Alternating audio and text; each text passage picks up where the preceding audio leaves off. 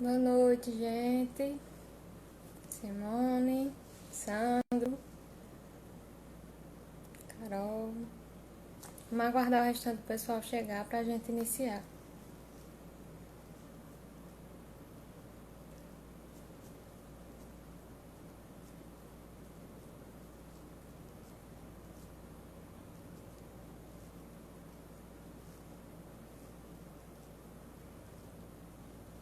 Tayane, boa noite.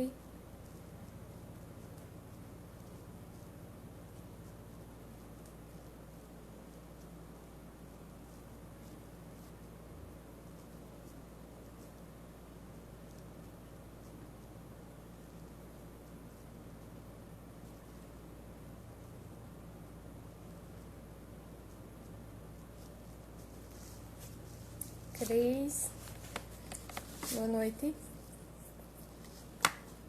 Gente, vamos aguardar o doutor Demontier entrar. Ele deve estar se organizando também para a gente iniciar, né? Que eu entrei um pouquinho antes das 7 horas também.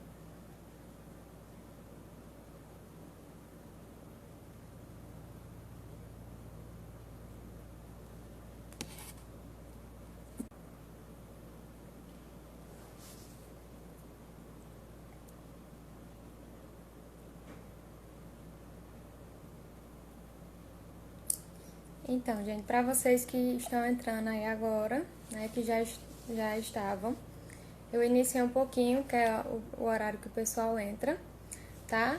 E também informar vocês é a escolha, né? Como sempre, a gente sempre tem uma perspectiva do porquê resolveu fazer com o tema. E essa escolha do tema de ansiedade também está bem voltada ao que está acontecendo hoje, certo? Nesse período da pandemia.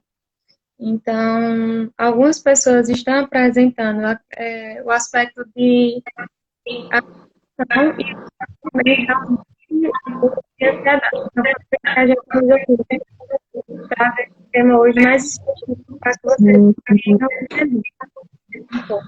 Boa noite. Boa noite. Boa noite a os que já entraram aqui, os 9, né? Que estão vendo já.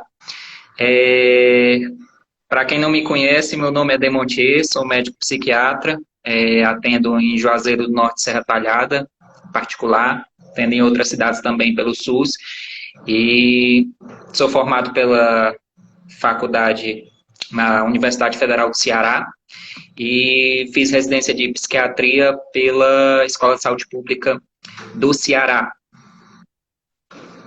E boa noite para todos. Então, gente, tem algumas pessoas ainda entrando, eu entrei um pouquinho antes do horário, mas Uhum. a gente resolveu trazer o pessoal, porque é algo que quem não tinha está vendo, né? Quem acaba gravando também. Foi por isso que eu vou receber na semana, assim como um caminho, também a gente resolve realmente fazer um tema mais específico. Vocês vão colocando mais dúvidas, quem tiver, porque a gente já vai tirando também, tá? Então, vamos começar? Vamos, é porque tá cortando um pouquinho aqui a ligação, o teu vídeo, aí eu não consegui escutar direitinho. Já deu a hora? Ah, Acho que já, mesmo. né? O áudio não É, tá legal. Será que a internet? a minha tá na internet. O meu tá cortando? Alguém diz aí? Vou Pronto, eu desligar. acho que é o de Amanda que tá cortando um pouquinho. Deixa eu desligar aqui as outras da internet do celular para ver se no Para lugar. de baixar o filme para mais tarde, né? É um jeito. A minha melhorou, Pronto. gente. Oi? A minha melhorou. Pronto, pois eu acho que já dá. Vamos lá. Amanda me falou hoje, falou há algum tempinho, para hoje a gente falar sobre ansiedade, para a gente conversar, eu e ela, sobre ansiedade. É, Ansiedade, ela é um fenômeno, parte emoção, parte sentimento, físico e mental, que é normal. De início, a gente já tem que pontuar isso. A ansiedade, ela é, em parte, uma emoção, e como todas as emoções, elas são normais do dia a dia da gente, como raiva, como amor, como frustração, como medo, que é uma coisa que normalmente a gente confunde muito com ansiedade. Então, a ansiedade, como um fenômeno, ela tem características emocionais e características físicas. As características emocionais da ansiedade são uma sensação difusa, desagradável e vaga, isso é bem importante de pontuar, de apreensão. Então, a pessoa fica com aquela sensação desagradável, difusa, de alguma coisa que vai acontecer, que pode ser que aconteça. Não sabe nem explicitar direitinho o que é. E normalmente essa emoção, essas características emocionais, elas vêm acompanhadas de características físicas, várias características físicas. Muita gente sente dor de cabeça, cefaleia, sente o coração bater mais rápido ou com palpitação, com alteração no ritmo do coração, né? Também sente a respiração num ritmo mais frequente, mais rápido do que o que normalmente a pessoa teria. Assim como sente, às vezes, sensação de dor no peito, de aperto no peito e falta de ar, certo? Além disso, muitas vezes sente também algum incômodo no estômago, na barriga, como enjoo, como até chegando a realmente vomitar ou ter algum outro desconforto gastrointestinal, certo? E na grande maioria das vezes associado com inquietação. Esses eu já estou dizendo sintomas um pouquinho mais extremados de ansiedade. Na ansiedade normal, na grande maioria das vezes, esses sintomas não chegam a incomodar tanto, mas eles estão ali presentes junto com a ansiedade, certo? Como eu falei no início, a ansiedade é uma emoção e muitas vezes confundida com medo. O medo, ele tem quase todas as características da ansiedade. Então, todas essas coisas que a gente falou, se a pessoa tiver um susto, se imagine que vem um carro em direção da gente. Muito provavelmente a gente iria sentir todos esses sintomas, inclusive esses sintomas físicos. Mas isso é medo, certo? Medo, ele tem as mesmas características que a ansiedade, mas são você está com medo de um assaltante. Então, é uma situação específica, externa também. A pessoa tem medo de alguma coisa que está ali na sua frente. Já a ansiedade, não. A ansiedade, ela é essa sensação de apreensão de uma coisa que a pessoa, na grande maioria das vezes, não sabe o que é, que não consegue perceber o que é.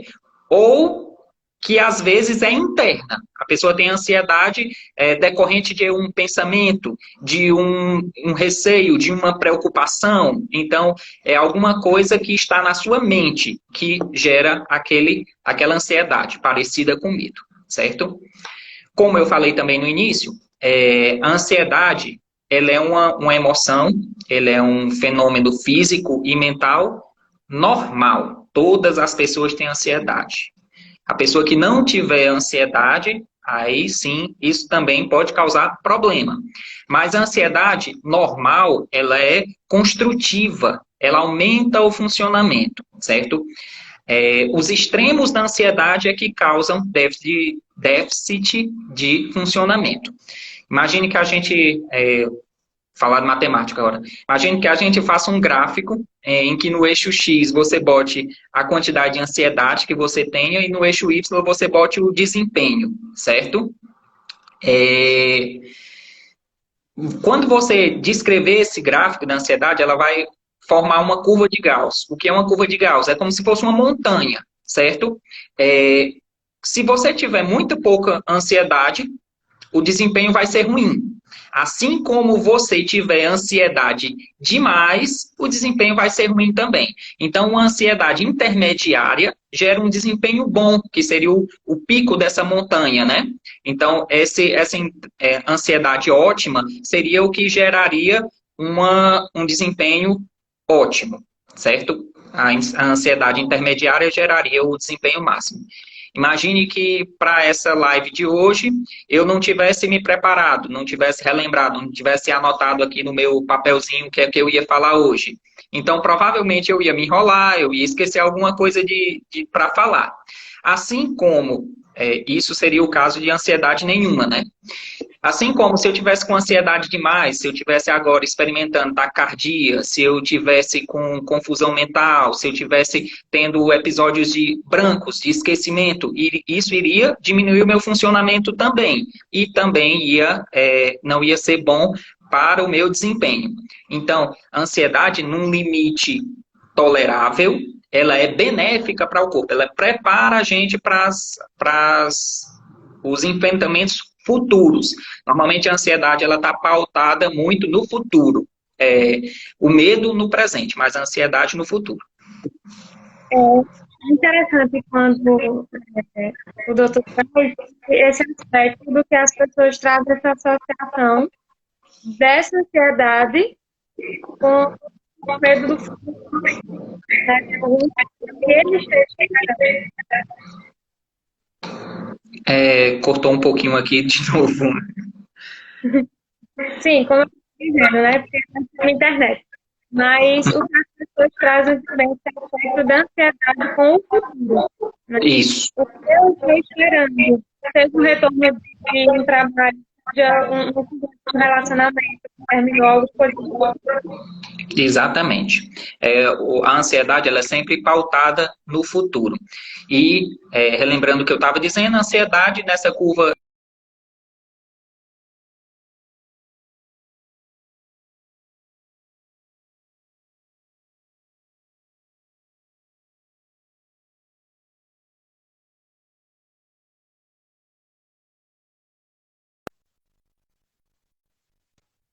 a gente chama realmente de transtornos de ansiedade, tá? Que normalmente quando a gente fala de ansiedade, a gente gosta de pontuar quais são esses transtornos para que a pessoa possa saber, reconhecer e até buscar ajuda quando isso está acontecendo. Principalmente agora, nessa época de coronavírus e de isolamento, de distanciamento social. Então, é muito comum que esses transtornos de ansiedade, eles aflorem.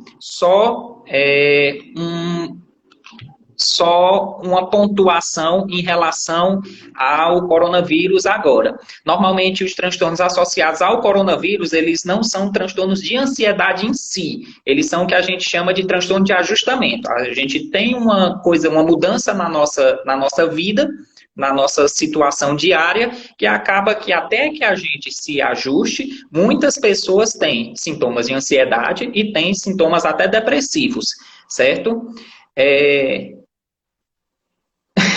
O povo dizendo aqui que é injusto estar fazendo a live agora. Não, e daqui a pouco tem Sandizinho, né? Pra gente competir.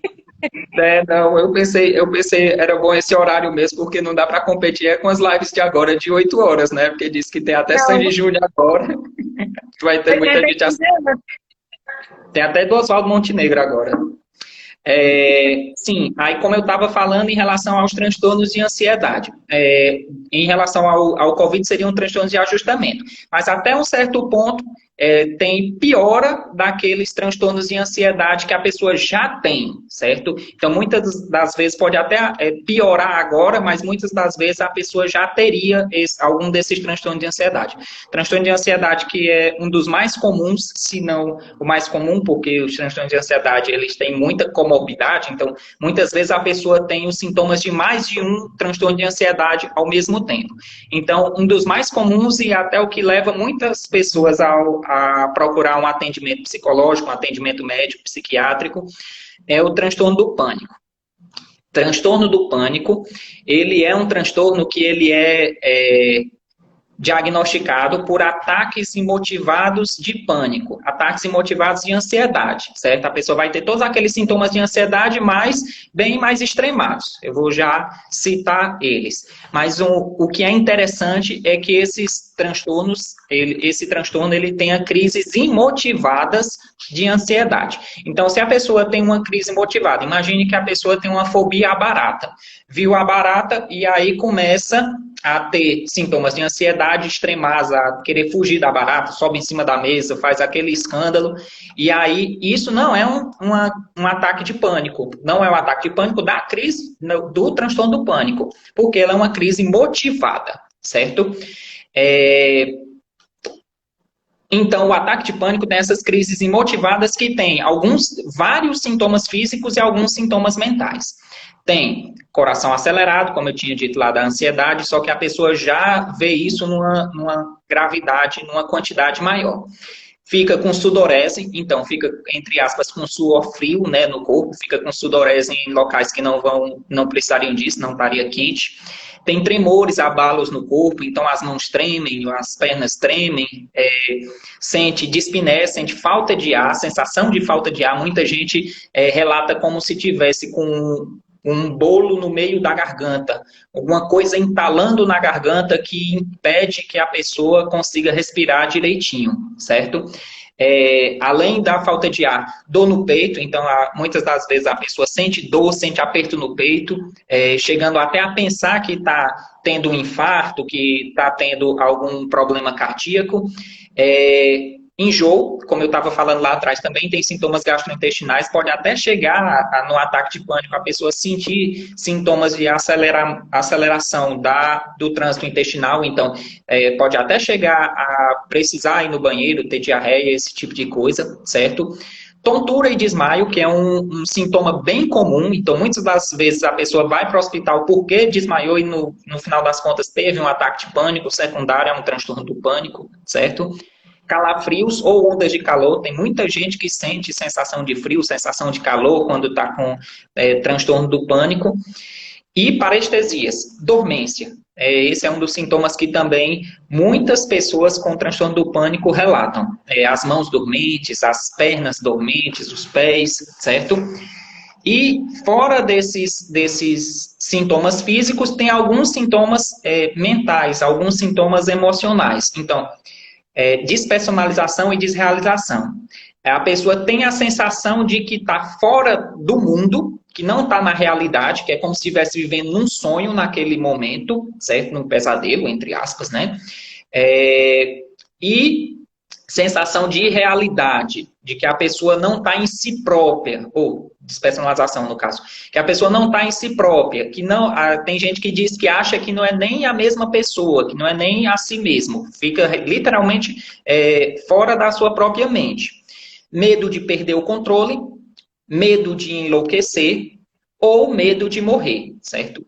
Então, se a gente prestar atenção, eu disse inúmeros sintomas físicos e alguns sintomas emocionais, que podem até não acontecer sintomas emocionais e a pessoa ter só os sintomas físicos. É por conta disso que muitas vezes a pessoa, antes de ir para o psicólogo, antes de ir para o psiquiatra, a pessoa vai primeiro no clínico geral, vai no cardiologista, vai no gastro, vai no endócrino, vai no neuro, até descobrir que é um transtorno do pânico. E aí conseguir fazer o tratamento adequado.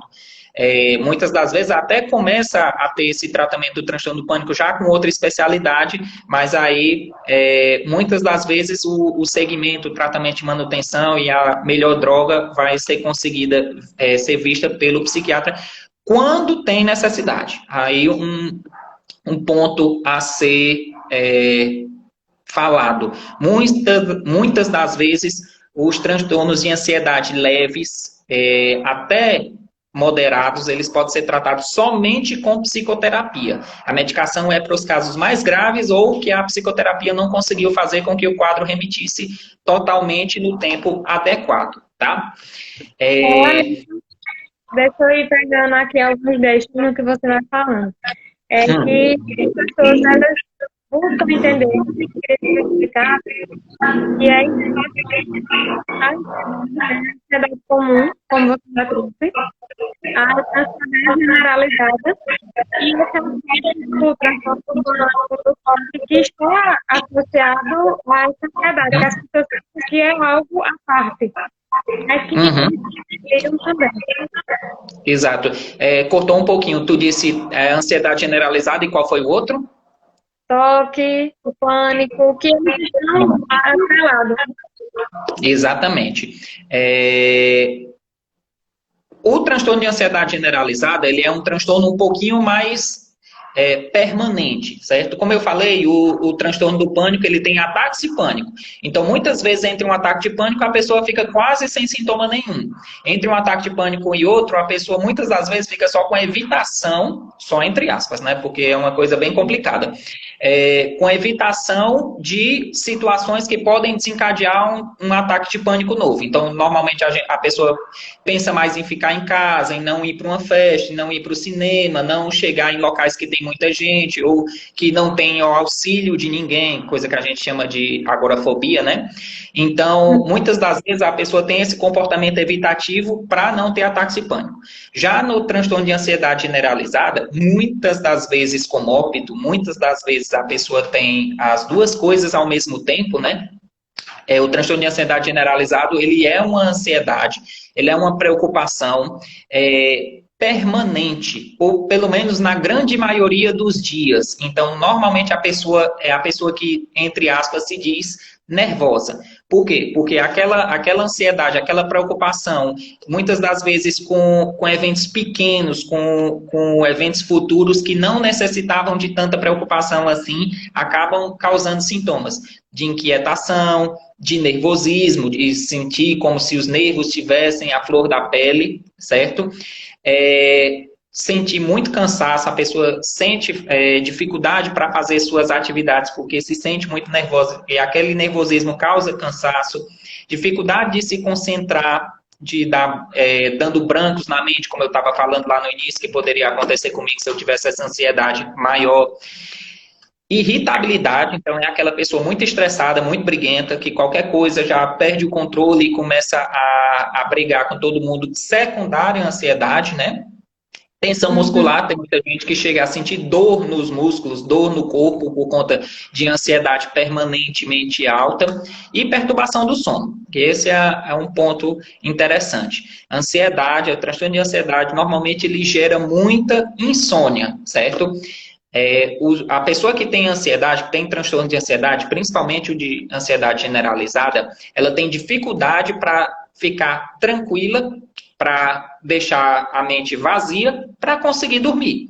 Então, muitas das vezes, a pessoa começa, tenta dormir, deita e lá fica 15 minutos, meia hora, 1 hora, 2 horas, tentando tirar todas as coisas que tem na cabeça para conseguir dormir. Muitas das vezes está lá deitada pensando no que é que vai fazer amanhã, no que vai fazer depois de amanhã, fazendo lista mental de compra, de coisas para fazer no outro dia, de o que é que vai conseguir resolver nos outros dias, como é que vai conseguir lidar com as situações diárias que não tem necessidade da pessoa estar pensando na hora de dormir, né?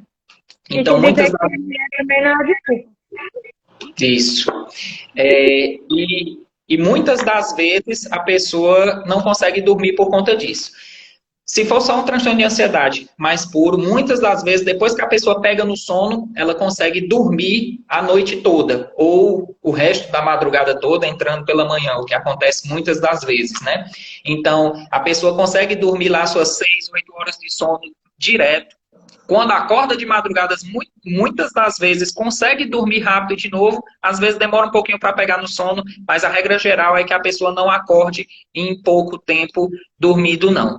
A pessoa que acorda muitas vezes durante a noite, passa vários períodos de sono durante a noite e tem um período de sono mais curto, total, aí são mais dos transtornos depressivos. Os transtornos ansiosos têm o que a gente chama de insônia inicial.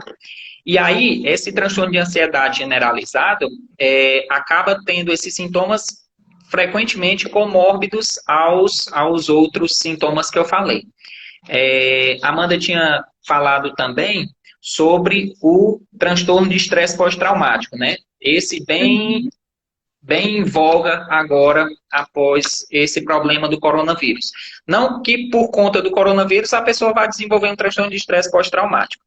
O transtorno de estresse pós-traumático ele é relacionado a eventos que causem risco ou morte de alguma pessoa próxima ou da própria pessoa, certo? Então, se tiver algum familiar, algum amigo próximo que faleceu, alguma é, alguma ameaça à vida da pessoa, mas o detalhe é que o transtorno de estresse pós-traumático ele precisa de uma ameaça rápida, iminente, certo? Uma violência. Pode ser até uma violência sexual, que não seja exatamente uma ameaça à vida, certo? Mas que tem que ser vivenciada, experimentada ou pelo menos escutado o relato de alguma pessoa próxima, certo? E após isso, a pessoa vai começar a ter sintomas de que aquele pensamento, aquela situação não vai sair mais da cabeça. Então, a pessoa passou por um assalto, o assaltante apontou a arma, botou a arma para a cabeça da pessoa, e a pessoa fica dentro de casa, direto, pensando naquilo. E quando aparece essa memória, a pessoa tem todos aqueles sintomas de ansiedade. Taquicardia, falta de ar, tremor, dormência, aperto no peito, incômodo no estômago. Então, todos esses sintomas a pessoa vai ter quando tiver essa volta da memória daquele evento, que a gente chama de flashback. Chegando ao ponto de algumas pessoas que têm transtorno de estresse pós-traumático mais grave, de ter uma coisa que a gente chama de revivescência. A pessoa se sente naquele local de novo. É como se naquela hora, na cabeça da pessoa, tivesse acontecendo tudo de novo. A pessoa vivesse um filme de tudo o que aconteceu, certo? Causando sintoma. Deixa eu comentar. Só um detalhe que eu esqueci de falar do TET. Também pode acontecer sonhos angustiantes e recorrentes. Então, aquela pessoa que toda santa noite sonha com aquilo, que fica direto, todas as noites com insônia, porque toda vez que dorme, sonha com aquele evento estressor, também pode ser TET. E eu venho observando muito que as pessoas trazem 3 relatos agora para esse período da pandemia. Que é a falta de ar, o tremor e considerar o coração. Então, Exatamente. em geral mesmo. Exato. Aí tem que. O importante dos transtornos de ansiedade é exatamente a gente tentar separar qual é o motivo daquilo. Se for a memória de um evento estressor antigo, então provavelmente seja TEPT. Se for sem razão nenhuma, aí um transtorno do pânico. Se for associada a uma preocupação futura, então mais para o transtorno de ansiedade generalizada. Além de outros que eu ainda vou falar. Tu tinha falado também do TOC, não foi? Uhum. Pronto. TOC, na verdade, ele não está dentro dos transtornos de ansiedade. Mas como quase todos os transtornos psiquiátricos, ele também gera ansiedade, né? As obsessões acabam gerando muita ansiedade. O que quer dizer TOC? TOC quer dizer transtorno obsessivo compulsivo, certo? Então, transtorno obsessivo compulsivo, ele tem dois sintomas que são necessários, relevantes para o diagnóstico. A obsessão e a compulsão. O que é a obsessão? A obsessão ele é um pensamento, certo? Então, é um pensamento que, na grande maioria das vezes, vem para a cabeça da pessoa sem motivo. Então, ele é intrusivo. E outra característica que a gente gosta de falar, egodistônico. Egodistônico quer dizer que aquele pensamento não veio por conta da nossa vontade. Ele aparece dentro da cabeça da pessoa. Muitas das vezes a pessoa tenta fazer com que aquele pensamento vá embora e não consegue. Consegue por meio das obsessões, das compulsões, que eu vou falar já já. Mas a ideia é essa. A obsessão é um pensamento que invade a cabeça da gente. Muitas das vezes é um pensamento completamente irracional, certo? Então, o pensamento vai acabar gerando uma ansiedade, e para diminuir aquela ansiedade, o cérebro da pessoa, a mente da pessoa acaba criando uma compulsão para fazer com que o pensamento vá embora, porque a pessoa tenta tirar aquele pensamento de várias formas da cabeça e não consegue. Muitas das vezes a pessoa achando que tem um pensamento irracional de que a pessoa vai conseguir fazer com que outra morra por conta daquele pensamento, ou se não fizer determinada compulsão. Uhum. Tirando um exemplo comum, normal, meio como superstição, não sei se vocês já viram aquela superstição de que se deixar a chinela emborcada, a mãe da pessoa vai morrer, não é? Provavelmente quem criou esse pensamento foi uma pessoa que tinha um toque. Mas aí, isso é normal, porque muitas das pessoas conseguem lá deixar a chinela virada, ou então não vai virar e desvirar a chinela inúmeras vezes para conseguir tirar esse pensamento da cabeça. E a pessoa tem aquele pensamento de que realmente a mãe da pessoa não vai morrer por conta daquilo, não vai se desesperar e ligar para a mãe, ah, mãe, aconteceu alguma coisa porque viu a chinela virada, né? A compulsão, ela é um ato. Pode ser um ato físico, motor, ou um ato mental. Mas na grande maioria das vezes é um ato motor. Então aquela pessoa vai entrar e sair de casa várias vezes, vai lavar as mãos várias vezes seguidas, até conseguir as mãos estar de um jeito tal que ela não vai morrer porque pegou uma infecção tal. Certo? Ou que a mãe não vai morrer, ou que uma pessoa lá no Afeganistão não vai morrer por conta disso. As obsessões, elas são tão esquisitas que eu tinha uma paciente que ela dizia que se o marido dela não fosse levar uma cruz para Canindé,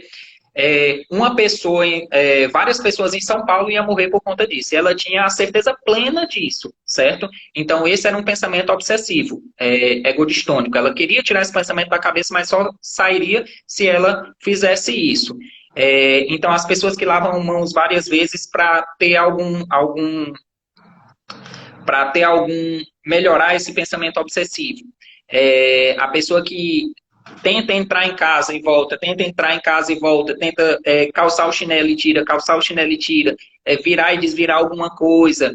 Eles dizem normalmente que até você conseguir pegar de uma maneira tal que aquele pensamento saia da cabeça. Então, isso é um transtorno obsessivo compulsivo. E é extremamente, e esqueci de falar, também pode ser atos mentais. Eu tinha pacientes que eles diziam que, por exemplo, vinha uma imagem mental ruim na cabeça e que eles tinham que rezar tantas ave-marias para aquele pensamento sair da cabeça. Então, não necessariamente é uma coisa motora. Às vezes é um pensamento que a pessoa tem que fazer várias vezes. Eu tinha outra paciente que ela tinha que dizer valei-me Deus 3 vezes para poder tirar algum pensamento ruim. E às vezes ela dizia 3 vezes e não tirava. Aí tinha que dizer de novo, 3 vezes. Aí tinha que dizer de novo, até aquele pensamento sair. Então, o transtorno obsessivo compulsivo, na grande maioria das vezes, ele é um ato repetitivo para tirar um pensamento da cabeça. Muitas vezes não, algumas vezes não tem esse pensamento tão bonitinho de que alguém vai morrer, alguma coisa ruim vai acontecer. Às vezes é só ansiedade. Então a pessoa tem que fazer algum ato várias vezes para tirar aquela sensação ruim que está dentro do peito, certo? Como a pessoa aqui falou, olhar se a porta está fechada 10 vezes antes de sair de casa. Isso é uma coisa muito comum. É muito comum as pessoas perguntarem olhar se o gás está desligado, se a porta está fechada, se é uma coisa normal. É normal até um certo ponto. A pessoa ter dúvida se fechou a porta e voltar em casa para olhar que a porta está fechada, é normal. O que não é normal é a pessoa voltou em casa, olhou que a porta está fechada, checou, e aí começa aquela ansiedade de novo quando está entrando no carro e tem que voltar e olhar de novo, já tendo certeza absoluta que a porta está fechada. Isso é um toque. Então a pessoa sabe que aquele pensamento está errado, que aquele pensamento não tem lógica, mas mesmo assim tem que fazer, porque senão o pensamento não sai da cabeça, certo? Então, 10 vezes provavelmente seria toque sim, porque na segunda vez a pessoa já tem certeza absoluta que a porta está fechada, né? Tem que Ok, também... rapidinho. Perguntaram aqui, eu vou dar uma pausa, o resto eu tô anotando aqui, tá, gente? Das perguntas. Hum, Mas é porque a gente confunde muito o toque e o tique. É que Luísa perguntou aí. Uhum. A verdade, no diagnóstico diferencial do toque, tem alguns outros transtornos. Por exemplo, pessoas com espectro autista também têm esse comportamento que a gente chama de estereotipia de fazer várias coisas várias vezes. Então, normalmente, a pessoa que é autista, ela vai lá e fica batendo na cabeça várias vezes. E aquilo ali até deixa a pessoa bem, dá uma sensação de estar brincando, mas o toque é exatamente esse comportamento motor para tirar uma angústia. Então a pessoa sente um alívio, certo? Em relação ao tique ele é um transtorno motor também, mas que a pessoa não tem tanto esse pensamento ou ansiedade. Muitas das vezes é referido que a pessoa com tique, ela tem uma sensação ruim naquela parte do corpo. Então, um tique seria um movimento motor mais lento, mais simples. Exatamente. Então a pessoa sente um incômodo aqui no ombro e tem que fazer isso aqui para tirar. Sente um incômodo na testa, aí daqui a pouco vai lá e faz de novo. Isso é um tique, certo? Tem pessoas que têm até tiques verbais, que a pessoa tem que fazer algum movimento simples para tirar um incômodo naquele local. Muitas das vezes a pessoa sente localizado. Não é uma ansiedade, não é um pensamento ruim. Quando é um pensamento, a gente já pensa mais em toque. E outra coisa que é bom a gente falar para poder discernir do toque é a mania. A pessoa, não, eu tenho mania de deixar todas as minhas coisas enfileiradas. Eu tenho mania de organizar os meus sapatos desse jeito. Eu tenho mania de deixar os sapatos um do lado do outro. Se a pessoa não deixar daquela forma, não fica com o pensamento de que algo ruim vai acontecer, de que alguma coisa que vai acontecer a alguém próximo, ou alguma outra coisa, fica com aquele pensamento ruim na cabeça ou ansiedade. Mania de limpeza, por exemplo, que muita gente tem, é uma mania, porque é uma coisa mais simples. O toque, ele tem que ter ou ansiedade ou pensamento obsessivo que diminua com aquela repetição, com aquela compulsão. E me tirou uma dúvida também. Muitas pessoas, nesse aspecto, eles perguntam se esse ato de esquecer. Eu estou esquecendo as coisas que eu quero fazer tudo ao mesmo tempo. Então eu fico esquecendo o que eu tenho que fazer. Tem dois transtornos que causam isso. Na verdade, a ansiedade ela faz muito isso. A ansiedade como um todo, ela faz com que a pessoa pense em várias coisas ao mesmo tempo, pense muito no futuro e não viva o agora, né? Acaba que a pessoa não consegue fazer as coisas que tem que fazer naquele momento porque está muito preocupado com o futuro e acaba não fazendo nada, certo? Então, além disso, tem outro transtorno que faz muito com que a pessoa faça várias coisas ao mesmo tempo, que é a hiperatividade, certo? Então, aquela pessoa tem um déficit de atenção, então a atenção dela é tão flutuante que ela não para fazer a prova aqui, presta atenção na professora, presta atenção no colega, está lendo alguma coisa e presta atenção em uma música que está escutando, ou até mesmo em criança, isso é muito claro. A criança está brincando com uma coisa e aí começa a brincar com outra, para de brincar com a outra, volta a brincar com a primeira, começa a assistir um pouco de televisão, vai lá na mãe e pergunta alguma coisa. Então, muitas das vezes não consegue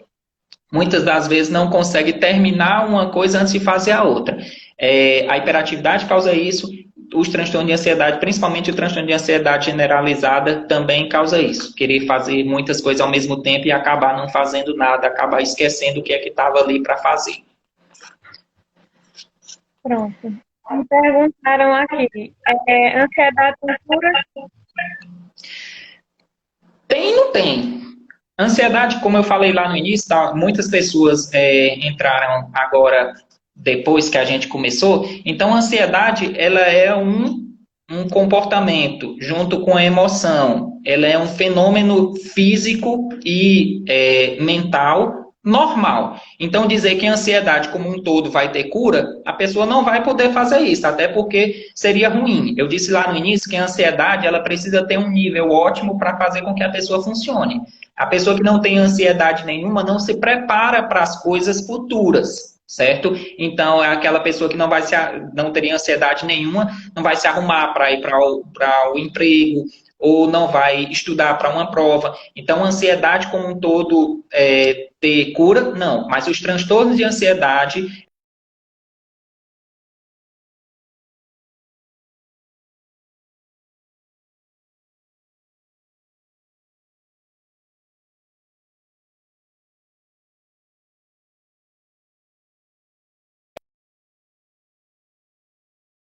mas uma coisa importante para falar é que o tratamento da ansiedade, ele pode ser só psicoterápico, pode ser também associado à psicoterapia com a medicação farmacológico, né? Mas ele tem o seu tempo correto de ser feito. Então, não é a pessoa tomar o remédio, passar 15 dias, se sentir bem, passar um mês, se sentir bem, não está mais tendo sintoma nenhum e parar de tomar, não. Muitas das vezes, a pessoa precisa de continuar com a medicação por um tempo longo, pelo menos 8 meses, certo?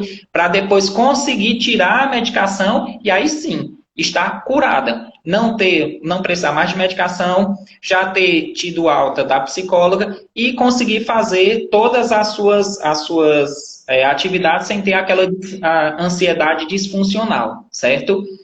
É, como até eu vi outra psicóloga dizendo um dia desse, a pessoa acaba sendo seu próprio terapeuta. Então, muitas das vezes tem aqueles sintomas de ansiedade um pouquinho maior e aí já começa a pensar em alguma coisa, já faz alguma estratégia mental para poder tirar aquela ansiedade e controlar seu próprio comportamento.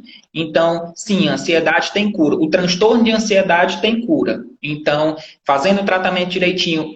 E um detalhe, o mais rápido possível. Quanto mais tempo a pessoa permanece com transtorno de ansiedade, quanto mais recaídas a pessoa tem, interrupção de tratamento, para de tomar o remédio, o transtorno vai se cronificando. Então, muitas das vezes, a pessoa vai precisar de tratamento por mais tempo, quiçá pelo resto da vida, se ficar adiando, se ficar postergando o início do tratamento. Quanto antes começar, maior a chance de sucesso com a medicação e com a retirada da medicação futura. Que é um ponto muito importante que a gente na terapia tenta realmente fazer esse processo de fortalecimento. E muitas pessoas Exatamente. não aceitam, né? Uhum. Eu acho que dos transtornos mais relevantes, o único que ficou faltando foi a fobia social, a fobia específica. Fobia específica é muito simples, é a pessoa que tem medo extremado de algum objeto. Medo de agulha, fobia ao clima, a raio, a chuva.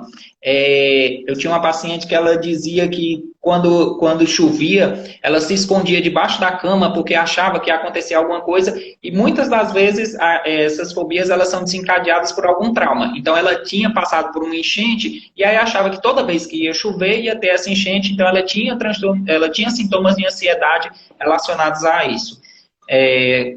E o tratamento psicoterápico para as fobias específicas é extremamente importante. Porque muitas das vezes a pessoa não vai conseguir se esquivar direto daquele objeto fóbico, né?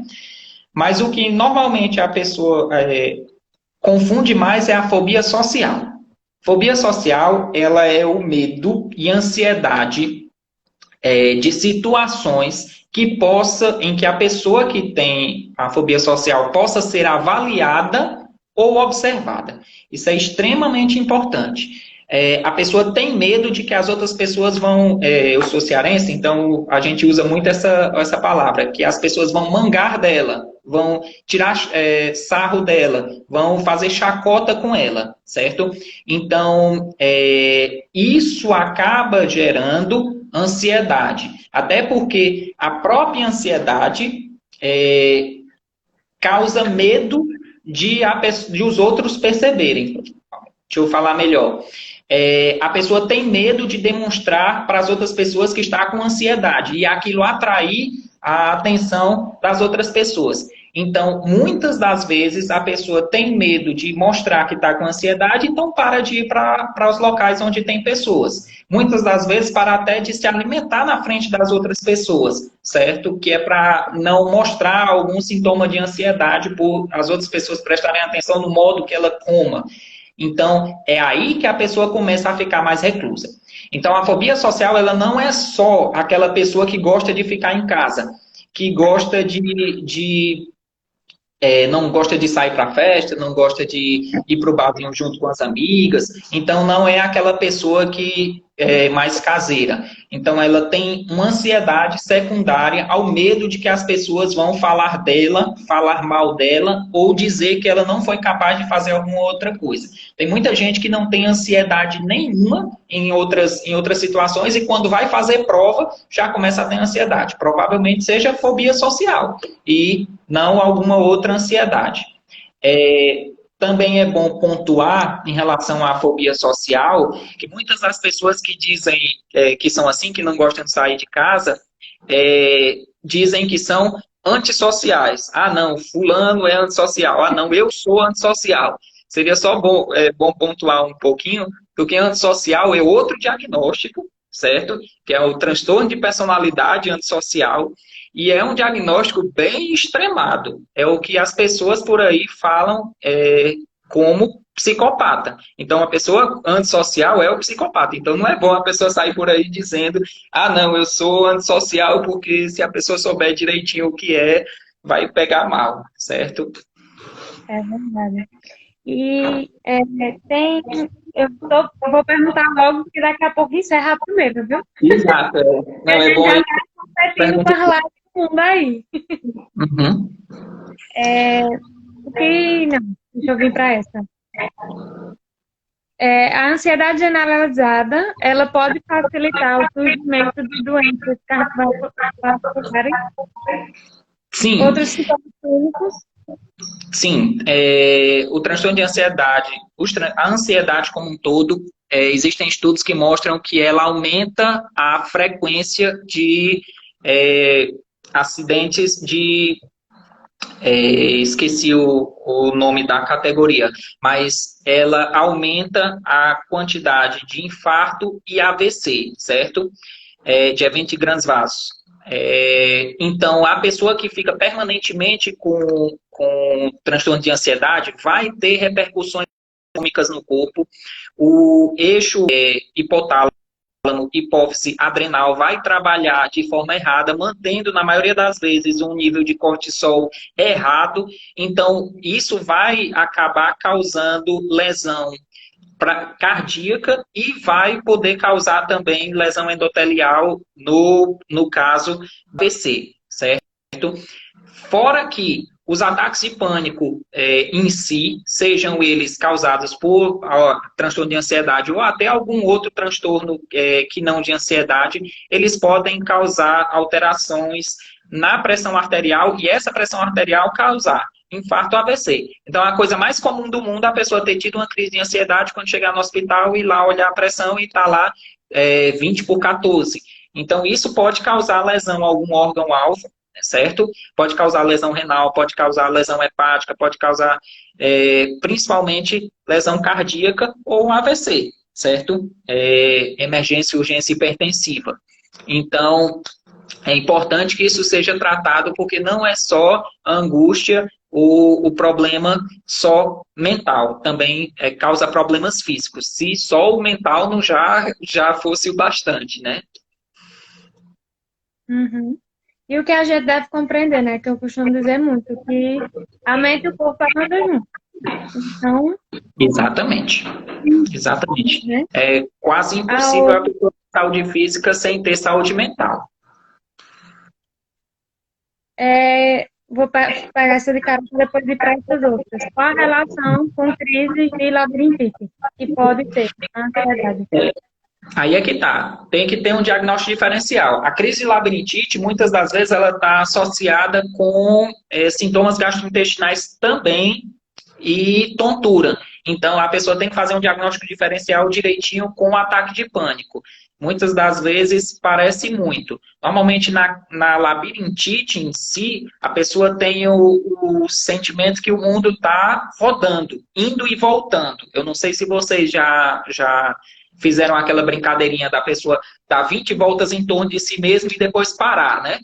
Tem gente até que faz um cabo de vassoura para poder fazer alguma coisa depois. Então, é daquele jeito que a pessoa se sente na crise de labirintite. O mundo fica indo e voltando, como se a pessoa tivesse também muito bêbada quando tenta parar. O povo até brinca de botar a mão no chão para ver se a cama para de dar cavalo de pau, né? Então, a crise de labirintite, ela tem muito essa sensação de vertigem, certo? Já o ataque de pânico, não, é a sensação de desmaio, é a sensação de que o mundo está, entre aspas, escurecendo, que a pessoa já não vai mais conseguir ver, porque o mundo está fazendo fade down, tá entendendo? Fade out. O mundo está apagando, está escurecendo. Então, a labirintite, muitas das vezes, ela pode até ser desencadeada por um transtorno de ansiedade, como alguma coisa física. Mas, na grande maioria das vezes, a labirintite em si, ela é separada. Ela é um transtorno do labirinto, precisa de tratamento com drogas que atuem na parte vascular do labirinto, do ouvido. Então, o que acontece muitas das vezes é a pessoa ter o diagnóstico de labirintite e, na verdade, ter um transtorno do pânico, ter ataques de pânico e achar que aquela tontura é de labirintite, e muitas das vezes o médico até passa remédio para labirintite e não funciona. E a pergunta aqui de Ellen é o que fazer quando sentir essas coisas? Sim, interessante. Tratamento de ansiedade. Tratamento de ansiedade, como eu já falei lá no meio, na maioria das vezes, nos casos leves e moderados, ele é para ser feito com psicoterapia, certo?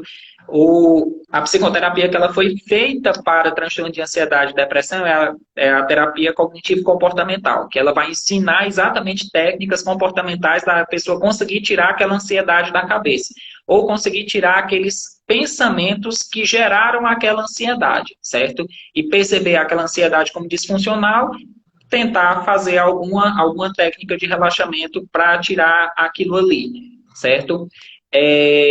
De base mais psicodinâmica, a gente tem que encontrar psicodinâmica que a gente fala Freud, os outros autores da psicanálise, a gente tem que encontrar um motivo para aquele sintoma de ansiedade estar aparecendo. Algum conflito, algum desbalanço de alguma instância da mente. Então, na psicanálise, a gente vai conseguir encontrar a raiz mais oculta para aquele sintoma. Então, o transtorno de ansiedade, ele vai precisar de um tratamento psicoterápico ou farmacológico, ou, na grande maioria das vezes, os dois, para conseguir retirar. Na TCC e nas outras psicoterapias, psicoterapia de apoio, por exemplo, vai ensinar muito essas técnicas de que a pessoa consiga tirar essa ansiedade da cabeça. Tem algumas técnicas de respiração, por exemplo, respiração diafragmática. A grande maioria das pessoas, quando respira fundo, acaba colocando o abdômen para dentro, coloca a barriga para dentro. E isso faz diminuir a utilização do diafragma. Uma respiração, por exemplo, de respirar fundo e ao mesmo tempo que você inspira, você coloca a barriga para fora, para fazer com que o pulmão inteiro se encha. E isso faz com que a ação mais funda, mais compassada, ela acaba tirando os sintomas até da ansiedade. Então, uma técnica simples que acaba tirando a ansiedade é respirar fundo e chama de respiração diafragmática. Respirar colocando a barriga para fora, utilizando o tórax inteiro, certo?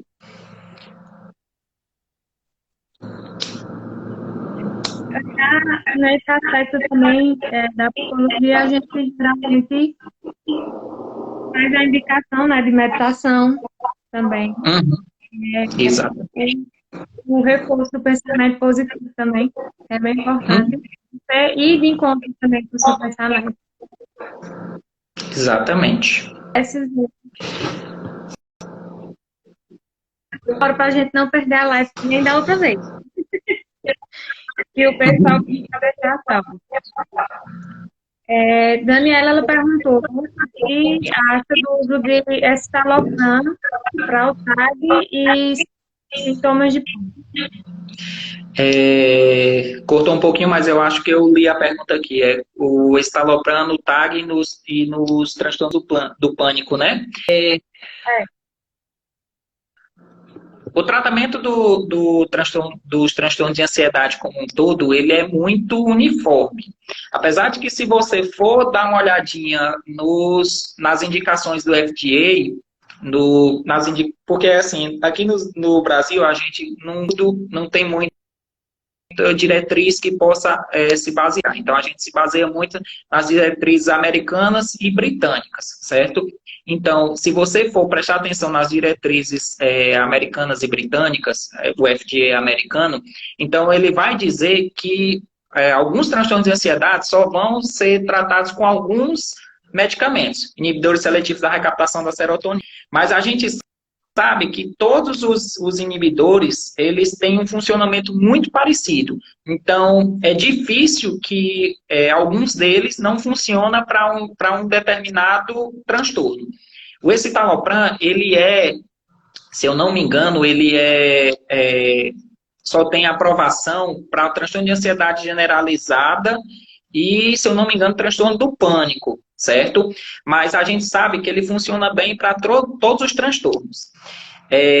Deus queira que não tenha nenhum representante de medicação aqui me assistindo, mas o seguinte, o que é dito, até mesmo em muitas palestras, e principalmente pelos representantes de medicação, é que o escitalopram ele funciona melhor do que os outros inibidores seletivos para quase todos os transtornos, que ele funciona mais rápido do que os outros.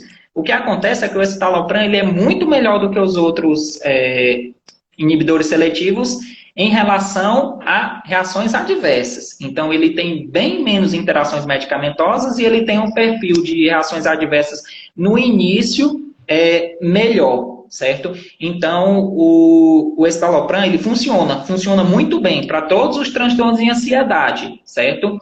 Eu tenho preferência por outros, principalmente em toque, principalmente em fobia social. Eu prefiro, pessoalmente, sertralina, certo? Paroxetina também tem um perfil muito bom, principalmente no início, porque ele tem um perfil também mais sedativo, então ajuda até no sono no início. Mas os efeitos colaterais de todas essas outras medicações, eles são um pouquinho maiores no início.